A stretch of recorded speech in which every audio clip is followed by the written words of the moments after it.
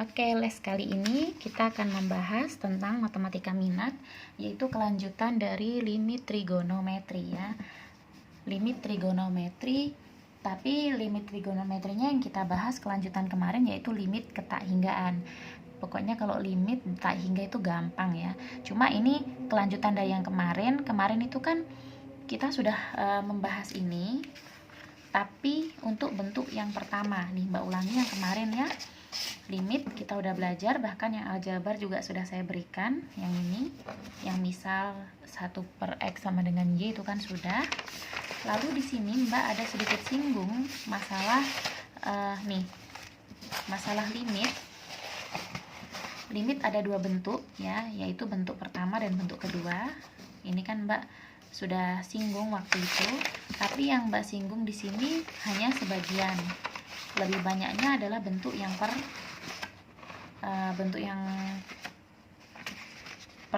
pertama ya. Nah, di sini Mbak akan bahas kembali limit bentuk pertama dan keduanya, cuma yang lebih banyak bentuk kedua, karena yang les kemarin bentuk kedua belum terlalu ini didalami. Nah, di sini limit ini termasuk limit aljabar sebenarnya, bukan trigono. Kali ini bukan trigono, tapi limit aljabar. Nah, kenapa? Memang di kelas 12 itu kan khusus limit trigono. Cuma karena kamu sudah kelas 12 dan akan menghadapi ujian kelulusan, nah ada baiknya kita agak flashback mengingat kembali tentang limit aljabar. Limit ketak hinggaan aljabar ya. Jadi limit tak hingga itu ada aljabar, ada trigono gitu ya. Jadi semua sekalian lah kita ingat-ingat juga yang kemarin, daripada nanti ngulang lagi, karena udah kelas 12 juga. Di semester depan itu kalau memang nggak pandemi tuh, maksudnya kalau nggak ada pandemi ya, biasanya tuh rutinitasnya anak-anak yang sudah kelas 12 pasti pengayaan, tambahan jam, dan itu membahas materi-materi kelas 10 dan 11. Jadi ini Mbak sedikit-sedikit singgung karena kebetulan kita juga lagi membahas masalah limit. Nah, untuk bentuk pertama yang kemarin kan limit mendekati tak hingga, modelnya seperti ini ya, pembagian.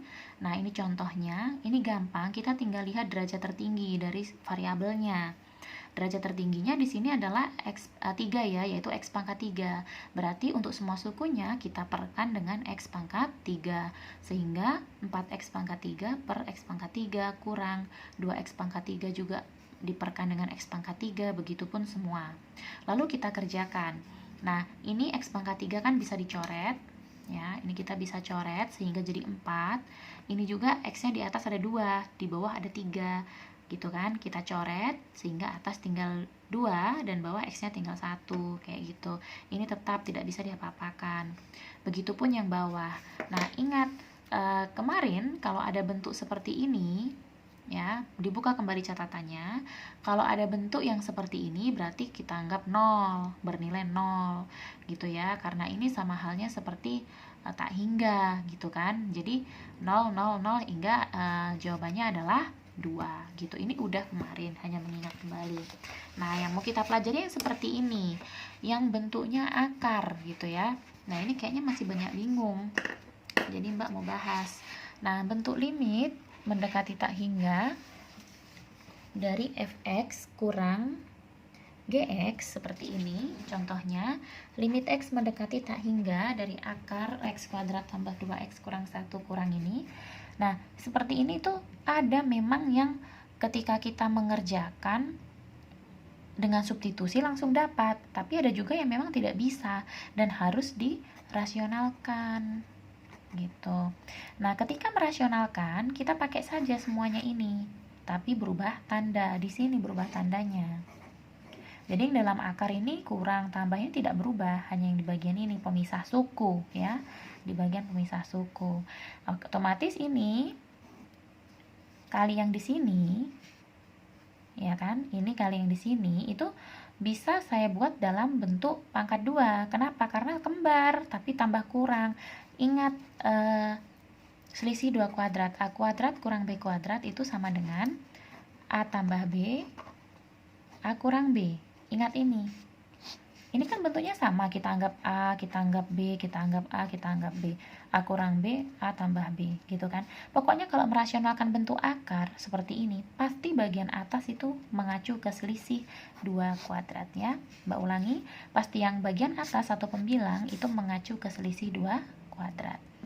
Jadi saya bisa tulis dalam bentuk ini pangkat 2 kurang ini pangkat 2, ini A, ini B, misal gitu ya.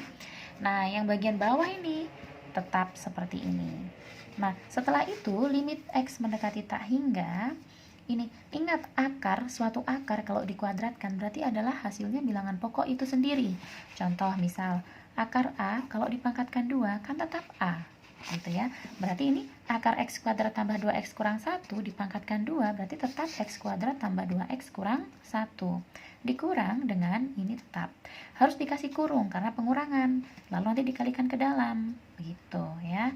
Dan setelah dikerjakan, nanti bagian atas itu hasilnya min 3x tambah 2 sebenarnya hasilnya. Cuma ini langsung saya perkan dengan x. Kenapa? Karena